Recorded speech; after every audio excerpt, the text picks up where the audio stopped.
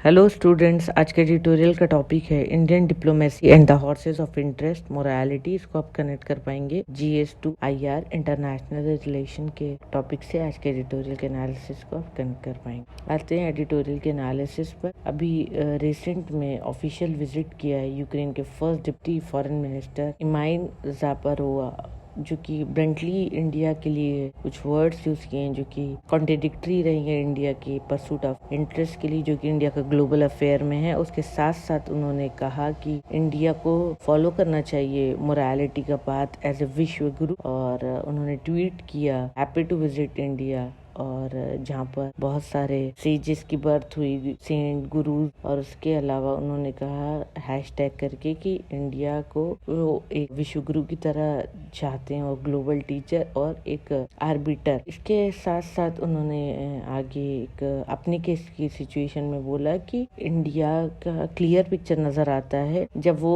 एक अग्रेसर की तरह आते हैं सामने एक इनोसेंट विक्टिम के लिए। इन्होंने यहाँ पर अग्रेसर इंडिया को बताया और इनोसेंट विक्टिम यूक्रेन को, क्योंकि रशिया ने यूक्रेन पर ऑलमोस्ट 1 साल और बल्कि उससे ज्यादा ही टाइम के लिए अटैक किया। और उन्होंने कहा कि अच्छा होगा, राइट चॉइस होगी इंडिया के लिए अगर इंडिया यूक्रेन को सपोर्ट करे और एक विश्व गुरु की तरह, सच्चे विश्व गुरु की तरह। तो वाइडर व्यू क्या है, ज़ापारोवा इस तरीके की चीजें कह दी इंडिया के केस में। बहुत सारे लोगों ने, ऑब्जर्वर ने, जो फॉरेन डिप्लोमेट्स हैं, इसको डिस्क्रीटली समझा इस चीज को, और उन्होंने एक वाइड व्यू में देखा कि यूक्रेन जो इंडिया के लिए कह रहा है कि एक मॉरल टीचर, और वहीं पर दूसरी तरफ जो यूक्रेन की जो मिनिस्टर है उनका एक कोल्ड व्यू था इंडिया के लिए कि रशिया ने जो अटैक किया है यूक्रेन पे, इंडिया उस पे कोई अपना नेगेटिव स्टेटमेंट नहीं दे रहा है खुल के, और वो जबरदस्ती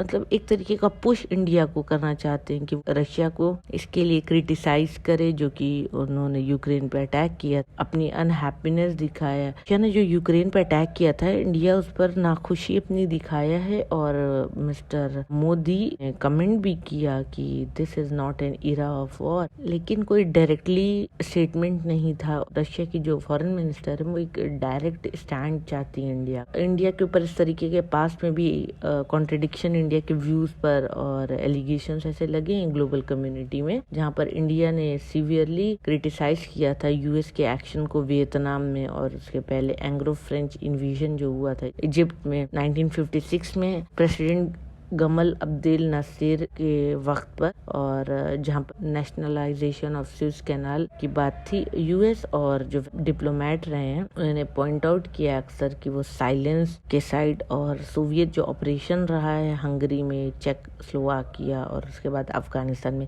तो ये सारी कंट्रीज पे भी इस तरह के जब इश्यूज आए हैं तो इंडिया का जो स्टैंड है कहीं क्रिटिसाइज किया गया, कहीं इंडिया को साइलेंस रहने के लिए कहा गया। तो इस तरीके की चीजें पास्ट में भी हुई हैं, कोई ये नया नहीं है। लेकिन बेसिक डिफरेंस ये है कि एक इंडिया का आर्गुमेंटेटिव जो डिस्कोर्स हुआ है फॉरेन अफेयर्स के साथ तब और अब, तो वो एक विश्व गुरु जो प्रोजेक्ट कर रहे हैं इंडिया को, तो एक ये डिफरेंस है। इंडिया की जो फॉरेन पॉलिसी पहले फॉलो होती आई है वो कंटेम्प्रेरी वर्ल्ड ऑर्डर प्रिंसिपल को फॉलो होते आई है, और अभी जो है हमारा जो इंस्पिरेशन है वो विजडम ऑफ एंशिएंट इंडिया जो रहा है उसको है, जो कि वर्ल्ड वाइड एप्लीकेशन चाह रहे हैं। और इंडिया चाह रहा है कि अगर इसको फॉलो किया जाए, अगर एंशिएंट इंडिया के विजडम को फॉलो किया जाए और इसका अगर वर्ल्ड वाइड एप्लीकेशन हो, तो इंडिया अपने इस नोशन को अगर इंडिया के फॉलो किया जाए तो वेलफेयर होगा पूरे प्लेनेट का। इस पे वेस्ट का क्या स्टैंड है? इंडिया सिर्फ ऐसी कंट्री नहीं है जो अपने इंटरेस्ट को पूरे वर्ल्ड पे चाह रही है या ग्लोबली चाह रही है इस तरह की चीजें, और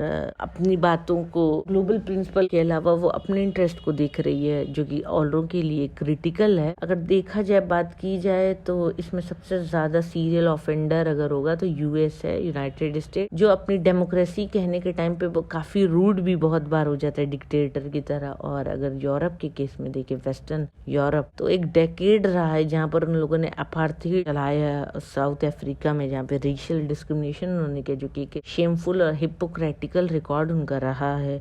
वर्ल्ड ऑर्डर में। इंडिया ने अपोज किया अपार्थाइड को और इंडिया डीकोलोनाइजेशन प्रोसेस को सपोर्ट किया और प्रिंसिपल ऑफ फ्रीडम अपना फॉलो करते हुए जो इंडिया का फ्रीडम मूवमेंट में रहा है वो सारी चीजें इंडिया ने फॉलो किया। इसके बाद अगर देखते हैं तो इंडिया का अप्रोच जो है पहले जो भी रहा है किसी नेशनल कॉन्स्टिट्यूएंसी में और जो इंडिया की लैंग्वेज रही है वो अभी से अलग रही है, स्पेशली सीनियर पॉलिटिकल लेवल पर, और अब अलग हो गई है। अगर बात करें external affair minister S Jaishankar, तो उन्होंने जब चार्ज उनको मिला तो उन्होंने एक जो वेस्ट का प्रेस्क्रिप्शन था वर्ल्ड के लिए यूक्रेन वॉर पे जो ये लोग चाहते थे बोलना कि इंडिया अपना स्टैंड ले बोले, तो वहां पर इंडिया ने अपना इंटरेस्ट दिखाया और जयशंकर ने उसी तरीके की बातें कही इंडिया के इंटरेस्ट के फेवर में। और उन्होंने जो वेस्ट चाहता था कि इसको अटैक को, इस यूक्रेन के अटैक को एग्रेसिवली मना किया जाए, डिसमिस किया जाए, और जहाँ पे वेस्ट लिबरली क्रिटिसाइज कर रहा है तो मोदी गवर्नमेंट ने इस तरीके की पॉलिसी नहीं अख्तियार की और इन्होंने अपने 2019 के स्टैंड को लिया और